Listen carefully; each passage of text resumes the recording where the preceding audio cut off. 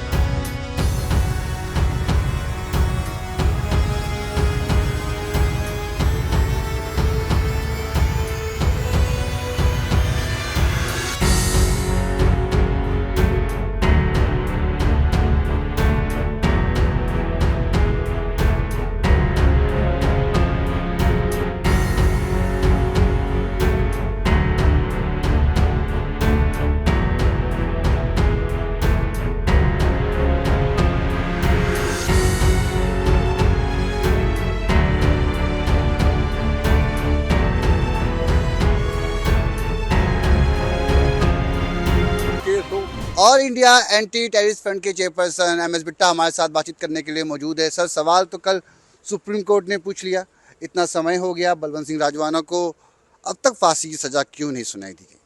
देखो, supreme court ने ये उनके कहने का मतलब ये है कि अब हिंदुस्तान के पॉलिटिशियन बड़े हैं या सुप्रीम कोर्ट ऊंचा है। जब एक व्यक्ति ने पंजाब के चीफ मिनिस्टर को शहीद किया, जिसने पंजाब को अमन शांति दिया, 5 बजे के बाद कोई माँ को बहन को भाई को पिता घर से निकलता ही नहीं था। अंधेरी थी, खून की नदियां थी, पूरे पंजाब में हर तरफ खून था। जब अमन शांति दिया, उसको बम्बों से उड़ा दिया। तो फिर फांसी तो सरकार ने तो नहीं दी, सजा तो कोर्ट ने दी। और कोर्ट की सजा के बाद इतना डिले हो जाना, ये बड़ा एक सोचने का विषय है। अब सवाल सबसे बड़ा ये है कि कौन कौन सी पॉलिटिकल पार्टियां चीफ मिनिस्टर सरदार बेअंत सिंह जी के कातलों को बचाती रही। कौन कौन सी पॉलिटिकल पार्टियां देवेंद्र पाल सिंह भुल्लर, जिसको फांसी की सजा हुई, उसको फांसी से बचाती रही, जिसने दिल्ली के अंदर मेरे ऊपर बम ब्लास्ट किया। ये तस्वीरें देखें, बेगुनाह लोग, बहनों के सुहाग, अमृतसर में बम, छोटे छोटे बच्चों का स्कूल में जाते हुए उनका कसूर क्या था? इन खालिस्तानियों को पूछना चाहता हूं। छोटे बच्चों, मेरे तो कसूर हो सकता है, मैं आपके खिलाफ लड़ाई लड़ी, आपके लिए कसूर हो सकता है, मैंने कर्तव्य को पूरा किया। सरदार बेअंत सिंह ने अपने कर्तव्य को पूरा किया। छोटे छोटे बच्चों का क्या कसूर था? जो 5 के 6 बच्चे तारों में लटकते हुए मैंने अपनी आंखों से देखे। ये तस्वीरें लोग देख ले। ये जो पॉलिटिशियन आज बड़े बड़े ऐसे, ये देखो गर्दनें उतरी हुई है, किसी को तरस? कहाँ की तस्वीर है? ये दिल्ली की तस्वीर है। किसी को तरस? किसी को तरस नहीं। सिख कौम तो मानवता की रक्षा के लिए सजाई गई, किसी को मारने के लिए नहीं सजाई गई। इन्होंने मानवता को मारा है, और जिन्होंने मानवता को मारा है वो योधे हो गए, वो पाही राजवाना हो गए। उनको बंदी सिख कहा जा रहा है। नहीं, मौत के सुधाकर, बार बार आपको कहता हूं, मौत के सुधाकर। अभी आप देखिए कानून कहां चला गया। कानून की धज्जियां उड़ाई जा रही हैं, क्योंकि इनको सजा ही नहीं मिल रही। सारे बरी सबके लिए एक हो गए। इनको छोड़ दो, इनको फांसी से पहले बचा दो, फिर इनको जेल से भी छोड़ दो। और जिन लोगों ने लड़ाई लड़ी, पुलिस अधिकारियों ने, वो जेल के अंदर, अभी DSP को जेल के अंदर उसका कत्लेआम कर दिया। वो छन्नी ने पहले अमृतसर में किसी को मारा, अब यहां मार के और बाहर योधे बन गए। कमाल है भी पंजाब, कहां भी कानून। तो सुप्रीम कोर्ट ने सही कहा, भाई कानून कहां है? कानून की धज्जियां उड़ाई जा रही हैं, बेगुनाहों का कत्लेआम हो रहा है। एक अमृतलाल महरो आता है, वो किसी औरत को गला दबा देता है निहंग सिंह के बाने में और भाग जाता है फौरन के अंदर।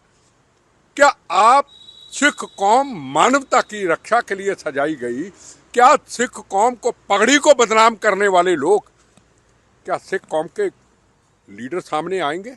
क्या राजनीतिक लोग सामने आएंगे?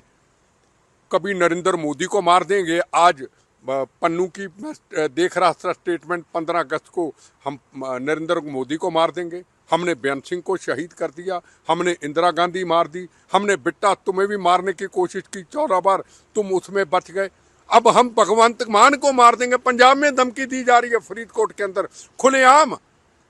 भगवंत मान का नाम हो सकता है कि चीफ मिनिस्टर शहीद हुआ है, उसके बाद एक चीफ मिनिस्टर है, खुलेआम हम दिलावर बनेंगे, तुमने हमें इंसाफ नहीं दिया, हम तुमको मार देंगे, हम बिट्टू तुमको मार देंगे। क्या हमारी सिख कौम का काम यही रह गया? बम्बों से उड़ाना, गोलियों से उड़ाना, गाली देना। आप मांग करते हैं कि जल्द से जल्द फांसी से और डिले ना हो। मैं देखो, फांसी देना ना देना ये सुप्रीम कोर्ट का काम है। मैं कहूंगा जितने भी पुराने केस है रीओपन किए जाएं, चाहे हवारा का केस हो, चाहे देवेंद्र पाल भुल्लर का केस हो, चाहे और आतंकवादी हो, उनके सारे केस रीओपन करके जजों का इसके ऊपर बेंच बैठे। पंजाब के केस ट्रांसफर दिल्ली में, मध्य प्रदेश में, यूपी में या किसी और स्टेट में हो, ताकि जजों के लिए खतरा ना बने। और ये ट्रांसफर होके केस क्यों फेल हुए, क्यों कई केसों से बरी हुए? अरे 50-50 केस 50 से बरी हो रहे हैं क्योंकि गवाह है ही नहीं। इनके लिए फौरन से फंडिंग आ रही है, और जिनको मारा वो बेटे बकरियां थे। जो 36,000 लोग मार दिए, 19,000 हिंदू भाइयों का कत्लेआम कर दिया, उनके साथ खड़े होने वाला कोई नहीं, इनके साथ साड़े खड़े हो गए। एक सवाल मुझे आपसे पूछना है, क्योंकि सवाल ये भारत पाकिस्तान का है, इसीलिए आपसे पूछना है। अभी एशिया कप में भारत पाकिस्तान का मैच होता है, पाकिस्तान के 2 खिलाड़ी, एक गन शॉट दिखाता है बैट को हवा में, जैसे कि वो कोई बहुत बड़ी बंदूक को हवा में लहरा रहा है, और दूसरा एक प्लेन का इशारा करता है जो कि लैंडिंग होते हुए वो अपने हैंड मूवमेंट करते हुए नजर आया। इसे आप किस तरीके से देखते हैं, अंतर्राष्ट्रीय मंच पर ऐसा बर्ताव? देखो, पहली बात तो मैं ये कहूँगा, इसके लिए हमारी सेंट्रल गवर्नमेंट की सरकारों को सख्त रवैया अपनाना चाहिए। ये कभी नहीं सुधरेंगे। इन्होंने मानवता का कत्लेआम किया था पहलगाम के अंदर, माँ के सामने बेटे को शहीद किया, पत्नी के सामने पति को शहीद किया, खून की नदियां बहाई, और उसके बाद इनके अंदर फिर वो खून के अंदर गंदगी बेगुनाहों के कत्ल करने की और जख्मों पे नमक छिड़के का काम, प्लेन दिखाया, बम दिखाया, गन दिखाई। सरकारों को इसके खिलाफ मुद्दा किसी अच्छे प्लेटफॉर्म पे उठा के इनके खिलाफ एक्शन करना चाहिए और मांग करनी चाहिए कि इनको पाकिस्तान की टीम से निकाला जाए। इनको मतलब अब खेल खेलने का अधिकार नहीं है, ना।